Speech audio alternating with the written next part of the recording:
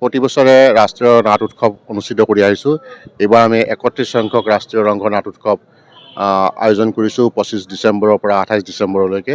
ৰংঘৰৰ এই যি যাত্ৰা, ৰাষ্ট্ৰীয় নাট উৎসৱ আয়োজন কৰা যি যাত্ৰা, এইটো আজি এনে এটা পৰ্যায়ত উপস্থিত হৈছে যে আমাৰ বৰপেটাৰ ৰাইজে অধীৰ অপেক্ষাৰে ৰৈ থাকে এই নাট উৎসৱলৈকে। কাৰণ ইয়াত বিশিষ্টতম নাটবিলাক আহে, ভাৰতৰ বিভিন্ন প্ৰান্তৰ বিশিষ্টতম নাটকবিলাক আহে। এইবাৰ আমাৰ সকলোৱে পৰিচিত ৰাজেন্দ্ৰ গুপ্তা ছাৰ আহিছে। ৰাজেন্দ্ৰ গুপ্তা মুম্বাইৰ পৰা আহিব, তেওঁলোকৰ নাট পৰিৱেশন কৰিব। তেনেকৈ আমাৰ দিল্লীৰ পৰা নাট্য দল আহিব, কলকাতাৰ পৰা নাট্য দল আহিব, আৰু অসমৰ 4টা বিশিষ্ট নাট্য দল বা গুৱাহাটী সপনজ্যোতি ঠাকুৰৰ নাটক আহিব, সমগ্ৰ ভাৰতবৰ্ষতে খলকনি তোলা ৰঘুনাথ নাটক, নগাঁৱৰ ননৈৰ যি প্ৰযোজনা বিদ্যুৎ কুমাৰ নাথৰ, সেইখন আহিব। তাৰ লগতে আছে আমাৰ আৰু এখন অতি বিখ্যাত নাটক, সেইখন হৈছে হোমেন বৰগোহাঁই ৰচিত যি উপন্যাস মৎস্যগন্ধা, তাৰ আধাৰত লিখা পাকিজা বেগম আৰু জিমণি চৌধুৰীয়ে নাট্যদীৰ নাটক মেনকা। তাৰ লগতে আছে আমাৰ আন এখন অতি গুৰুত্বপূৰ্ণ নাটক, সেইখন হৈছে মাউৰত নোযোৱা কেইটাৰ কাহিনী, সপনজ্যোতি ঠাকুৰৰ ৰচনা। আৰু আমাৰ আছে কমফৰ্ট ওমেন আনটোল্ড হিষ্ট্ৰী, এইটো আমাৰ গুৱাহাটীৰ অভিজ্ঞান নাট্যগোষ্ঠীয়ে পৰিৱেশন কৰিব। কলিকতাৰ পৰা আহিব বুদ্ধদেৱ বসু ৰচিত কল্পন তিলজলাৰ প্ৰযোজনা আত্মবধ, আৰু এই নাটকৰ পৰিচালনা কল্পনা বৰুৱাৰ।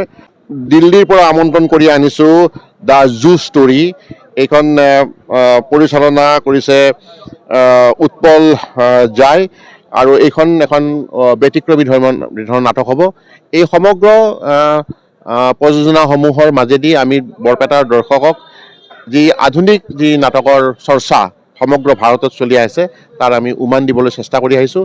আৰু লগতে আমাৰ যিসকল উদীয়মান নাট্যকৰ্মী, তেওঁলোকে যাতে গভীৰ নাটকৰ ৰস উপলব্ধি কৰিব পাৰে, নাট্য চৰ্চাৰ বিভিন্ন আধুনিক যি প্ৰেক্ষাপট সেইটো উপলব্ধি কৰিব পাৰে, তাৰ কাৰণে আমি চেষ্টা কৰি আহিছোঁ। এই অনুষ্ঠানটোৰ যোগেৰে আমাৰ এক বৃহৎ অনুষ্ঠান ইয়াত অনুষ্ঠিত হয়, সেইটো হৈছে সৰ্বভাৰতীয় থিয়েটাৰ মহোৎসৱ।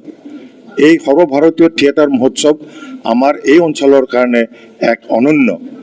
হয়তো থিয়েটাৰ বহু অঞ্চলতে আছে ভাৰতবৰ্ষৰ, কিন্তু আমাৰ অসমৰ এইটো আটাইতকৈ আগশাৰীৰ অনুষ্ঠান, আৰু য'ত আজি বহু বছৰ ধৰি প্ৰায় 40 বছৰৰ অধিক কাল থিয়েটাৰ মহোৎসৱ ইয়াত অনুষ্ঠিত কৰি আছে সৰ্বভাৰতীয় পৰ্যায়ৰ।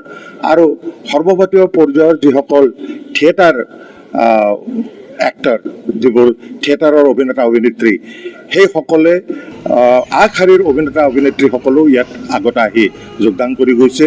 এইবেলেও আমাৰ ভাৰতবৰ্ষৰ বিভিন্ন অঞ্চলৰ পৰা আমাৰ দল আহিব আৰু ইয়াত নাট প্ৰদৰ্শন কৰিব, থিয়েটাৰ প্ৰদৰ্শন কৰিব। আৰু এইটো আমাৰ সকলোৰে কাৰণে এক অনন্য বিষয়, কাৰণ আমি যদি গোটেই অসমৰ কথাই চিন্তা কৰোঁ, তেতিয়াহ'লে অসমত যিটো থিয়েটাৰ আন্দোলনটো জীয়াই ৰাখিছে, এই অনুষ্ঠানটোৱে থিয়েটাৰ আন্দোলন জীয়াই ৰাখিছে। আৰু আগলৈও এই থিয়েটাৰ আন্দোলনটোক আৰু আগবঢ়াই লৈ যাবৰ কাৰণে আৰু ৰাইজৰ মাজত আৰু জনপ্ৰিয় কৰি তুলিবৰ কাৰণে আমাৰ প্ৰচেষ্টা চলি থাকিব। আৰু ইয়াত নতুন নতুন যি আন্তঃগাঁথনিৰ প্ৰয়োজন, সেই আন্তঃগাঁথনিসমূহ আমি ইয়াত সংযোজন কৰিবৰ কাৰণে আগলৈও আমাৰ এই প্ৰচেষ্টা চলি থাকিব। আজি এই অনুষ্ঠানত অংশগ্ৰহণ কৰিবলৈ পাই মই অতি আনন্দিত আৰু সুখী অনুভৱ কৰিছোঁ।